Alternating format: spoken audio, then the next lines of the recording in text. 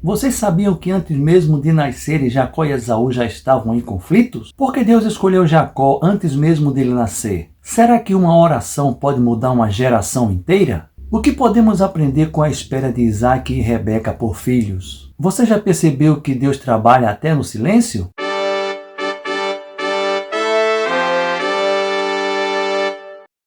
A paz do Senhor, meus irmãos, estamos de volta para mais um estudo da Palavra de Deus. Lição de número 9, que tem por título Jacó e Esaú, irmãos em conflito. Meus queridos, fizemos umas perguntas logo de início na introdução do vídeo e durante o desenrolar desse estudo estaremos trazendo as respostas. Então quero pedir a você que esteja atento, ó Deus, a nossos estudos, que você estará recebendo as respostas dessas perguntas. Esse estudo ele está muito profundo, então convido você a estar conosco, não pule os vídeos, esteja conosco que temos muita coisa aqui interessante que vai agregar ao seu conhecimento, aos seus aprendizados. Amém? Então vem conosco, vamos estudar mais uma vez. Durante esse comentário, esse estudo, estaremos trazendo algumas perguntas e gostaria que você interagisse conosco, porque eu estou falando daqui, eu não estou te vendo, certo? Você está me vendo daí, mas eu não te vejo daqui. Então eu gostaria de saber como está chegando para você as nossas aulas. Então, por favor, vai ali nos comentários embaixo aí, comenta alguma coisa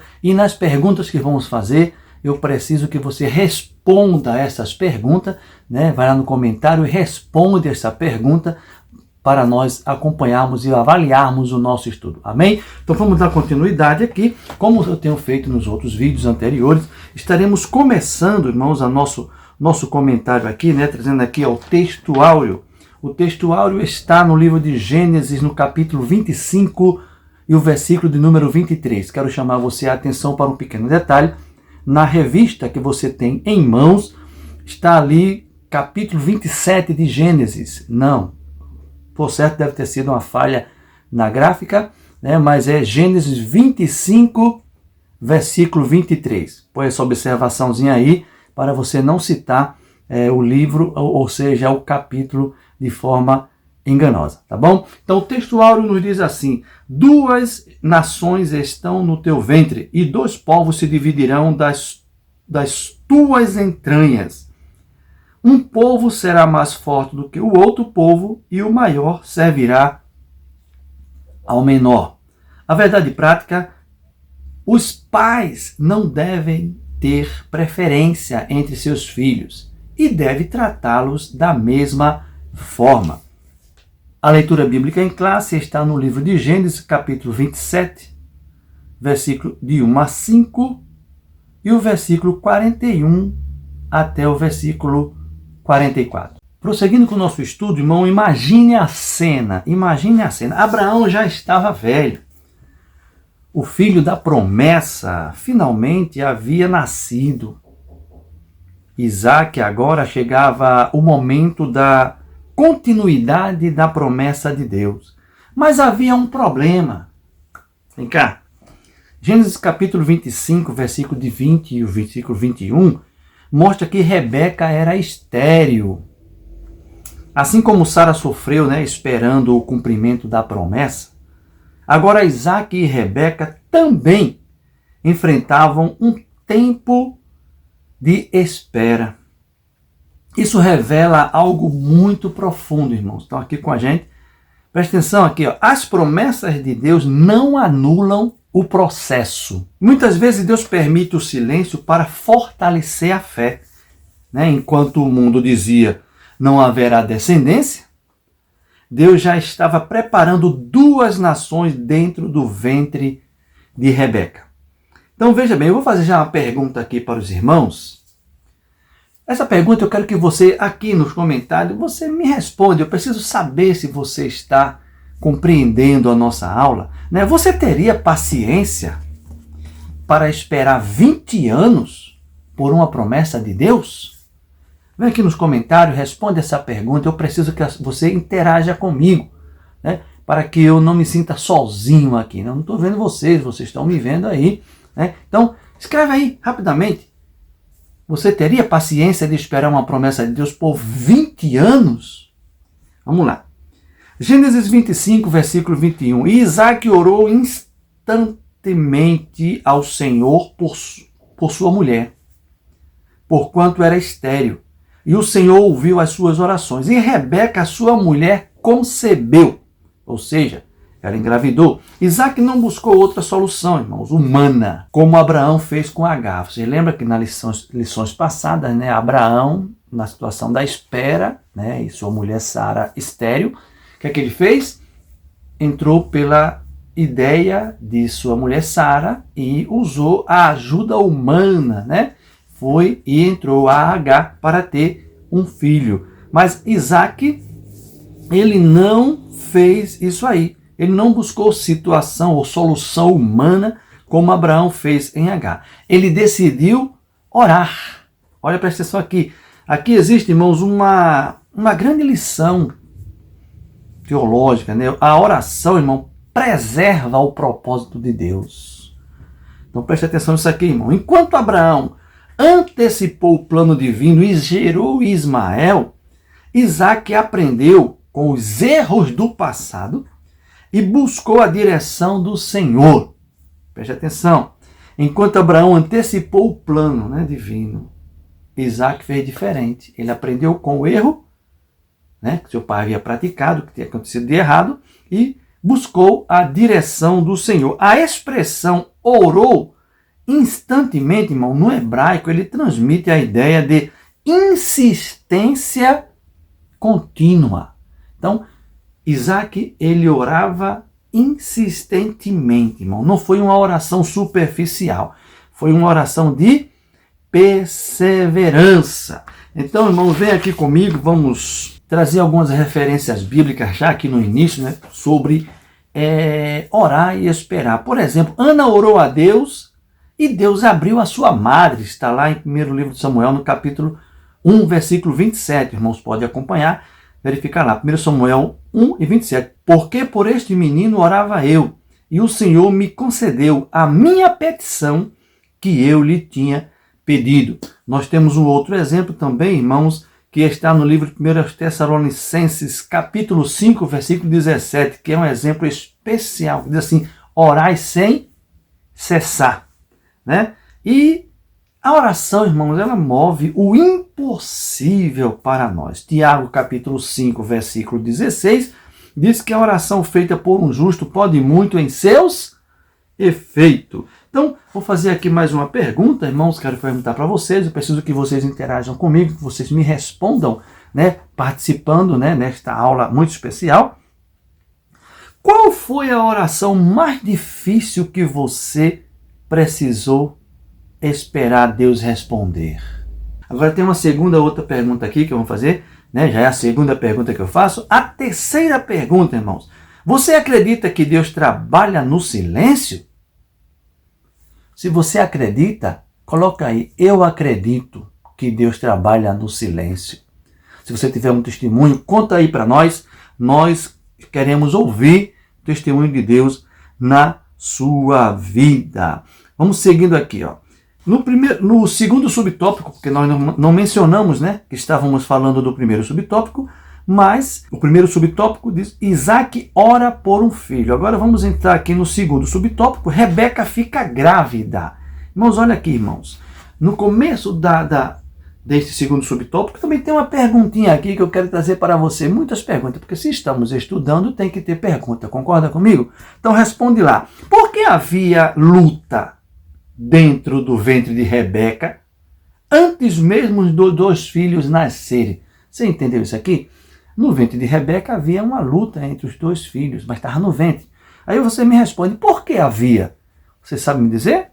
Comenta aqui, responde aqui para nós o que você acha, por que havia essa luta constante. No livro de Gênesis, no capítulo 25, versículo 22, e os filhos lutavam dentro dela. Então disse, se assim é, por que sou eu assim? E foi perguntar ao Senhor. Isso, irmão, não era apenas um movimento natural da gravidez. Porque todos sabem, né, irmãos, que uma gestante ela tem um movimento, a criança se mexe, chuta, né? Você deve, que são casados, né? Já tiveram essa experiência de ver, principalmente as mulheres que já tiveram filhos, já tiveram essa experiência. Mas isso não era apenas um movimento natural da gravidez, né? Havia sim um conflito profético acontecendo. Deus estava mostrando que 2 nações nasceriam daqueles filhos. Então, aqui, eu vou trazer aqui uma explicação para os irmãos. Esaú representa o homem carnal, é uma representação aqui, e Jacó representa a linhagem da promessa. Mais tarde, irmãos, aí Paulo vem trazendo uma explicação lá na epístola que ele escreveu, Paulo, aos Romanos, no capítulo 9, o versículo 13, dizendo assim: como está escrito, amei Jacó e aborreci Esaú. Esse aborreci aqui não é que Deus se aborreceu com Esaú, ficou com ódio de Esaú. Não, é simplesmente ele escolheu um e não escolheu o outro. Isso não significa um ódio humano, irmão. No contexto bíblico, né, significa uma escolha soberana. Né? Deus já conhecia o coração de ambos. Então, irmãos, anota esse detalhe aí para você levar para os seus alunos. Né? O ventre como lugar profético. Na Bíblia, Deus frequentemente trabalha antes mesmo do nascimento. Já em Jeremias, no capítulo 1 de Jeremias, versículo 5, nós já vamos encontrar dizendo que antes que te formasse no ventre, te conheci. Então, irmãos, isso aí não foi apenas com os profetas, irmãos. O Senhor conhece a nós antes mesmo de sermos formados no ventre da nossa mãe. O Evangelho do Senhor Jesus Cristo, segundo escreveu Lucas, no capítulo 1 e versículo 41, o que é que diz assim?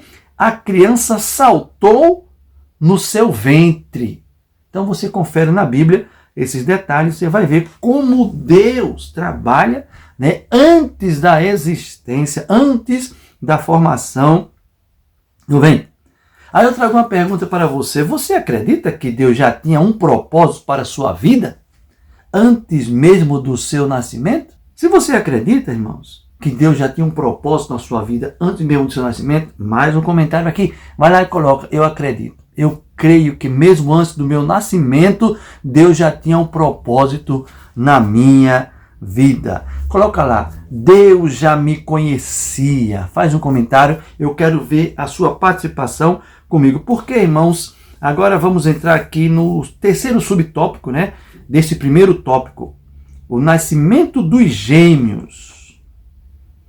Agora vem a pergunta curiosa aqui que eu quero que vocês me respondam também, fazendo um comentário, participando da nossa aula. Por que Esaú nasce vermelho e Jacó segurando o calcanhar do seu irmão? Vamos lá, responde para nós aí essa pergunta como professor e você como aluno. Eu preciso que você interaja respondendo essas perguntas. Imagina o professor em sala de aula fazendo perguntas e os alunos tudo calados, né? Então, não pode ser assim também aqui, tá bom? Então, não estou te vendo, mas você pode responder daí, onde você está, através dos comentários. Vamos lá? Já estou aqui acompanhando. Gênesis 25, versículo 25 e 26. E saiu o primeiro, ruivo, todo como uma veste cabeluda. Por isso chamaram o seu nome Esaú. E depois saiu seu irmão, agarrada a sua mão ao calcanhar de Esaú. Por isso chamou-se o seu nome Jacó. Então vamos lá. Né? Esaú, irmão, significa peludo, significa áspero, né? Que representava uma força física, né? Impulsividade e vida carnal.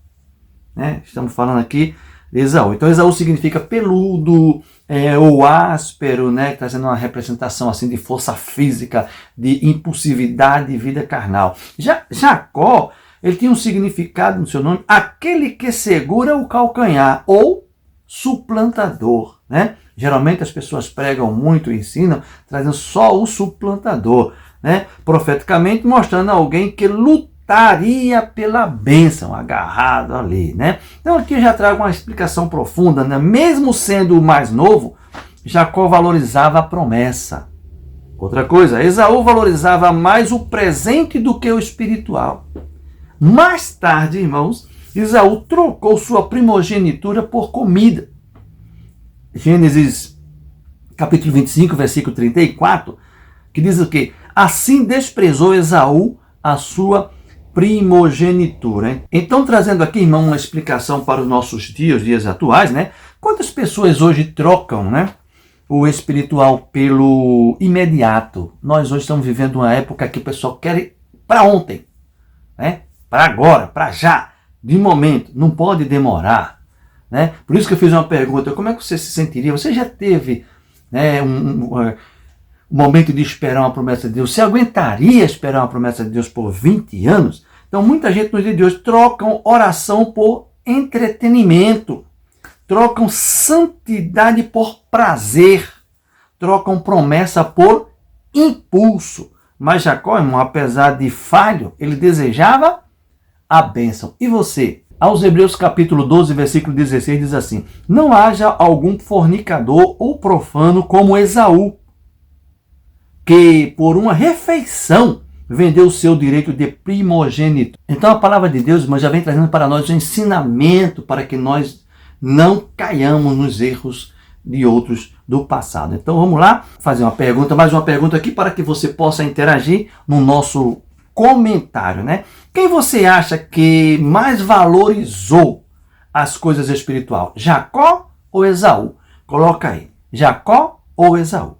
Ok? Como tem várias perguntas, você coloca lá. Quem mais valorizou as coisas espirituais foi Jacó ou foi Esaú? Tá? Para eu saber que a sua resposta é Jacó ou Esaú se refere à pergunta tal.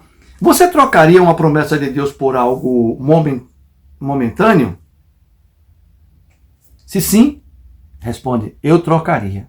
Se não, eu não trocaria as promessas de Deus por nada momentâneo. Então, uma conclusão aqui, irmão. A história de Jacó e Esaú nos mostra que Deus vê além da aparência, né? Que a oração muda história. Que o ventre de Rebeca, irmão, carregava propósitos. E também Deus conhece nosso futuro antes do nascimento. Mesmo, irmão, em meio aos conflitos, Deus estava conduzindo seus planos soberano. Então, meus queridos irmãos, talvez nesta luta dentro de sua casa, ou dentro da sua família, ou até mesmo dentro do seu coração, né? Mesmo assim, como Deus tinha propósito na vida de Jacó, ele também tem propósito na sua vida. Não desista da promessa. Então, do mesmo jeito, irmãos, que Deus tinha propósito na vida de Jacó e Esaú, irmãos, no seu coração, as lutas incessantes, irmãos, você precisa vencer. E Deus tem propósito na sua vida. Amém? Então, estamos dando aqui uma pausa, vamos dar uma pausa, né, nesse primeiro tópico. E logo, bem rápido, mas rápido, nós voltamos. Fica conosco que no segundo tópico nós teremos aqui algo que você precisa ouvir e ver, você não perder esta novidade que vamos trazer aqui, esse desafio no segundo tópico.